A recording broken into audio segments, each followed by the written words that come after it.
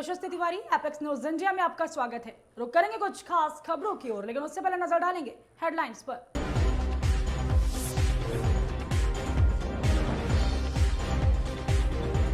नोएडा देश का सबसे प्रदूषित शहर, आज 12 बजे AQI 695 पहुंचा।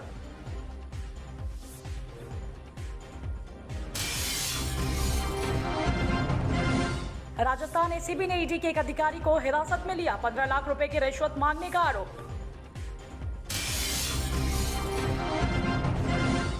इजरायल और हमास के बीच चल रहे युद्ध में अब तक 10,328 लोगों की हुई मौत।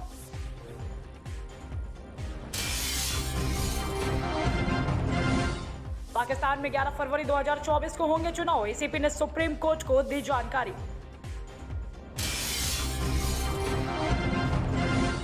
ईडी की पूछताछ से पहले राजघाट जा सकते हैं सीएम केजरीवाल, सुरक्षा व्यवस्था चाक चौबंद।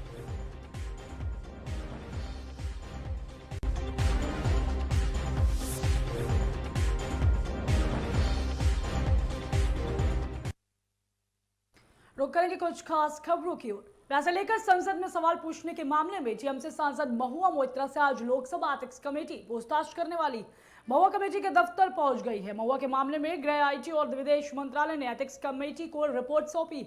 उनके आधार पर महुआ से पूछताछ की जाएगी। मीडिया रिपोर्ट्स के मुताबिक आईटी मिनिस्ट्री ने कमेटी को बताया है कि महुआ के आईडी से दुबई से कम 47 बार लॉग इन किया गया है। कमेटी ने 26 अक्टूबर को हुई बैठक के बाद तीनों मंत्रालयों से जानकारी मांगी थी। उधर दिल्ली रवाना होने से पहले महुआ ने कहा कि 2 नवंबर को सारे झूठ ध्वस्त कर दूंगी। अगर मैंने एक भी रुपया लिया होता तो भाजपा तुरंत मुझे जेल में डालती। भाजपा मुझे संसद से सस्पेंड कराना चाहती है। सच तो यह है कि वे मेरा बाल भी बांका नहीं कर सकते हैं। एथिक्स कमेटी के पास क्रिमिनल ज्यूरिडिक्शन नहीं है। इसके साथ ही बता दें कि उन्होंने महुआ के खिलाफ कैश फॉर क्वेरी मामले में शिकायत दर्ज कराने वाले सुप्रीम कोर्ट के वकील जयानंद देअदराई ने कहा है कि अभी मामला कोर्ट में है, इसलिए अब इसके बारे में कुछ कहना सही नहीं होगा, लेकिन बाद में मैं सच्चाई सामने रखूंगा।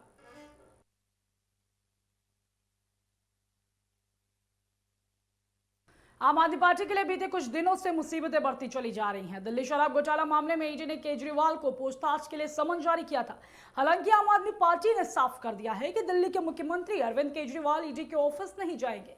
पार्टी की ओर से दी गई जानकारी के मुताबिक केजरीवाल मध्य प्रदेश के सिंगरौली में पंजाब के सीएम भगवंत मान के साथ रोड शो करेंगे। दिल्ली के सीएम अरविंद केजरीवाल अपने घर से मध्य प्रदेश के लिए रवाना हो गए। वहां चुनावी राज्य के सिंगरौली जिले में रोड शो करेंगे। बता दें कि मध्य प्रदेश में 17 नवंबर को 223 विधानसभा सीटों के लिए एक ही चरण में वोटिंग होनी। पार्टी ने इस चुनाव में 70 सीटों पर अपने उम्मीदवार खड़े किए हैं। इससे पहले दिल्ली के मुख्यमंत्री और आम आदमी पार्टी के संयोजक केजरीवाल ने ईडी की ओर से भेजे गए समन पर तीखी प्रतिक्रिया दी। केजरीवाल ने कहा है कि ईडी का नोटिस गैर कानूनी और राजनीति से प्रेरित है। इस नोटिस को बीजेपी के कहने पर भेजा गया है। केजरीवाल ने आरोप लगाया है कि उन्हें नोटिस भेजने के लिए इसलिए भेजा गया ताकि वह 4 राज्यों में चुनाव प्रचार न कर पाए। उन्होंने कहा कि ईडी तुरंत नोटिस वापस ले।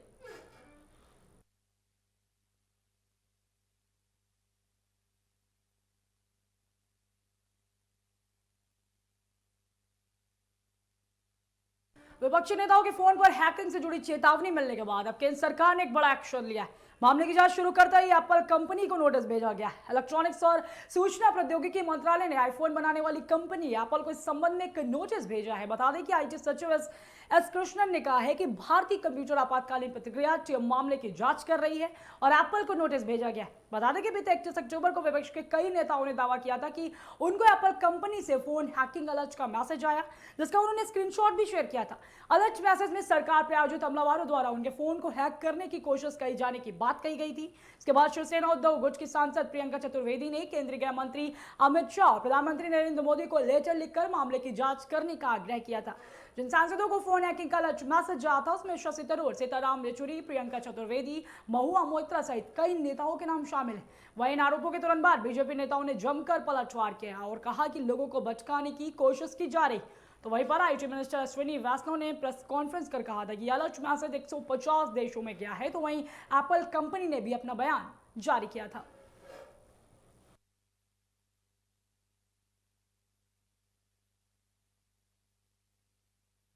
एंड फॉर जॉब्स मामले में राउज एवेन्यू कोर्ट में सुनवाई हुई है। इस मामले में कोर्ट ने आदेश देते हुए मामले में शामिल सभी आरोपियों के पासपोर्ट जमा करने के लिए कहा। इतना ही नहीं, कोर्ट ने बता दें कि कहा है कि साथ में विदेश जाने से पहले कोर्ट से इजाजत लेनी होगी। बताते चलेगा इस मामले में लालू प्रसाद यादव, राबड़ी देवी और तेजस्वी यादव आरोपी कोर्ट ने इस मामले की अगली सुनवाई 29 नवंबर को रखी। इससे पहले 16 अक्टूबर को मामले की सुनवाई होनी थी। तब कोर्ट ने लालू को राहत देते हुए सुनवाई पर पेश होने की छूट दी थी। इसके साथ ही कोर्ट ने डिप्टी सीएम तेजस्वी यादव को सरकारी दौरे पर विदेश जाने की अनुमति दी थी। कोर्ट ने 50,000 की गारंटी पर लालू प्रसाद, राबड़ी देवी को इस मामले में जमानत दे दी। बता दें कि 22 सितंबर को सीबीआई की स्पेशल कोर्ट ने नई चार्जशीट मंजूर की थी। इसके साथ ही कोर्ट लालू, राबड़ी समेत 17 आरोपियों के खिलाफ समन जारी कर 4 अक्टूबर को पेश होने का आदेश दिया था। इस मामले में कोर्ट ने तेजस्वी यादव के खिलाफ दायर चार्जशीट मंजूर कर ली है। साथ ही सीबीआई ने इस मामले में पहली बार तेजस्वी यादव को भी आरोपी बनाया है।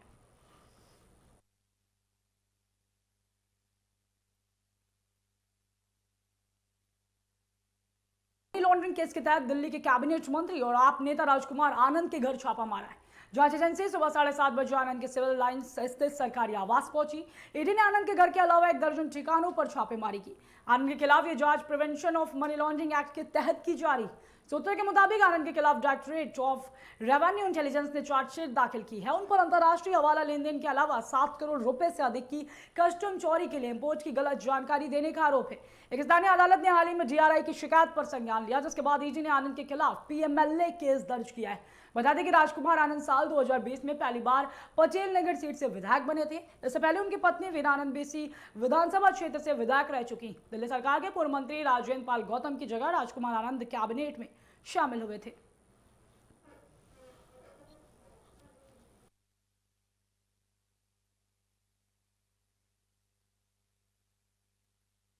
नवंबर महीने की शुरुआत के साथ ही राजधानी दिल्ली में प्रदूषण तेजी से बढ़ रहा है। दिल्ली में जो है कल का एयर क्वालिटी इंडेक्स 336 के आसपास दर्ज किया गया था, तो वहीं आज 7 अंकों के इजाफे के साथ एक्यूआई 343 दर्ज किया गया है। दोनों ही दिन दिल्ली की हवा बेहद खराब श्रेणी में दर्ज की गई है। दिल्ली प्रदूषण नियंत्रण समिति की रिपोर्ट के अनुसार 1 से 15 नवंबर तक का समय राजधानी के लिए सबसे अधिक प्रदूषित रहता है। यह रिपोर्ट 2018 से 2022 तक के डेटा के आधार पर तैयार की गई। इस रिपोर्ट के अनुसार आने वाले दिन दिल्ली वासियों के लिए और ज्यादा मुश्किल हो सकते हैं। दिल्ली में आज का अधिकतम तापमान 32 डिग्री सेल्सियस और न्यूनतम तापमान 19 डिग्री सेल्सियस रहने का अनुमान है। इसके साथ ही आज भी आसमान में स्मॉग की चादर छाई रहेगी। सफर द्वारा जारी किए गए आंकड़ों के अनुसार आज दिल्ली में समग्र वायु गुणवत्ता सूचकांक 343 है, जो बहुत खराब श्रेणी में आता है। तो वहीं दिल्ली के कुछ इलाकों में एयर क्वालिटी इंडेक्स 400 के पार पहुंच गया है। नोएडा में भी प्रदूषण में तेजी से इजाफा हुआ है। आज नोएडा का औसत एयर क्वालिटी इंडेक्स 397 दर्ज किया गया, जो काफी खराब है।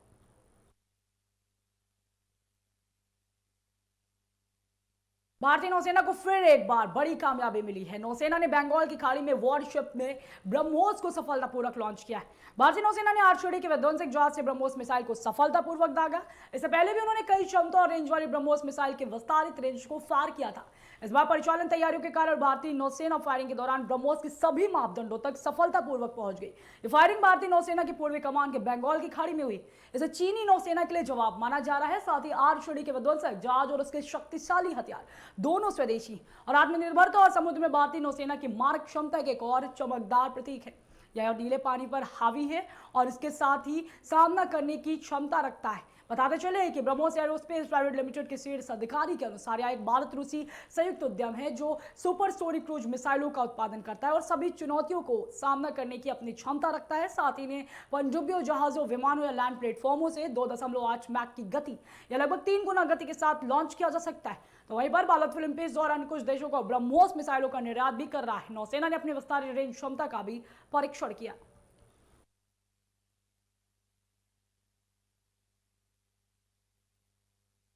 राहुल गांधी तेलंगाना में चुनावी दौरे पर है। राहुल गांधी ने गुरुवार को अंबाचपल्ली में जनसभा को संबोधित किया। इस दौरान राहुल ने कहा है कि राज्य के मुख्यमंत्री केसीआर ने जनता का जितना पैसा चोरी किया है, कांग्रेस सबको उतना पैसा लौटाएगी। राहुल ने कहा है कि कालेश्वरम प्रोजेक्ट केसीआर का एटीएम है। इस एटीएम को चलाने के लिए तेलंगाना के सभी परिवारों को 2040 तक हर साल 31,500 रुपए देने होंगे। उन्होंने कहा कि तेलंगाना में कांग्रेस की सरकार बनी तो महिलाओं के बैंक अकाउंट में हर महीने 2,500 रुपए भेजा जाएगा। कांग्रेस सांसद ने कहा है कि पब्लिक बसों में महिलाओं फ्री में सफर कर सकेंगी। उनकी ट्रैवल का 500 से 1,000 रुपया बचेगा। इस तरह महिलाओं को हर महीने 4,000 रुपए का फायदा होगा। इससे पहले बुधवार को भी राहुल ने मुख्यमंत्री केसीआर पर हमला बोला था। कलवाकुर्ती में जनसभा को संबोधित करते हुए कांग्रेस नेता ने कहा है कि मैं नरेंद्र मोदी नहीं हूं, जब वादा करता हूं तो उसे पूरा करके दिखाता हूं।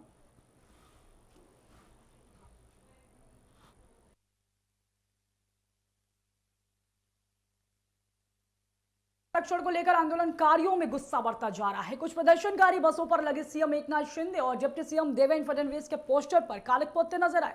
वीडियो थाने के भिवंडी को बताया जा रहा है, महाराष्ट्र में मराठा समुदाय के लिए सरकारी नौकरी और शिक्षा में आरक्षण की मांग बहुत पुरानी। साल 1997 में मराठा संघ और मराठा सेवा संघ में नौकरी, सरकारी नौकरी और शैक्षणिक संस्थानों में आरक्षण के लिए पहला बड़ा मराठा आंदोलन किया। प्रदर्शनकारियों ने अक्सर कहा है कि मराठा उच्च जात के लिए नहीं बल्कि मूल रूप से कुणबी यानी कि कृषि समुदाय से जुड़े थे। मौजूदा स्थिति की बात करें तो मराठा समुदाय महाराष्ट्र की आबादी की लगभग 31% है। यह एक प्रमुख जाति समूह है, लेकिन फिर भी समरूप यानी कि एक समान नहीं है। इसमें पूर्व सामंती, अभिजात वर्ग और शासकों के साथ साथ सबसे ज्यादा वंचित किसान शामिल।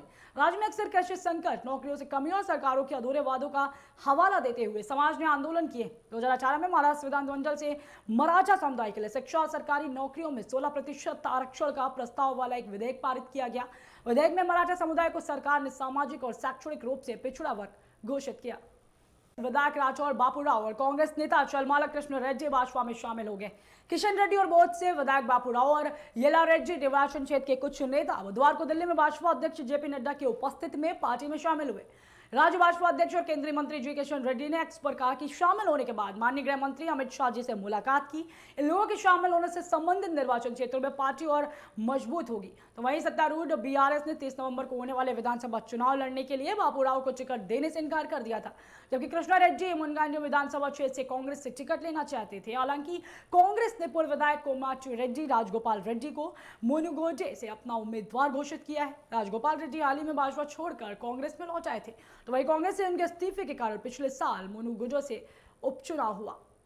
फिलहाल की खबरों में इतना ही। हमारे साथ बने रहने के लिए देखते रहें एपेक्स न्यूज इंडिया।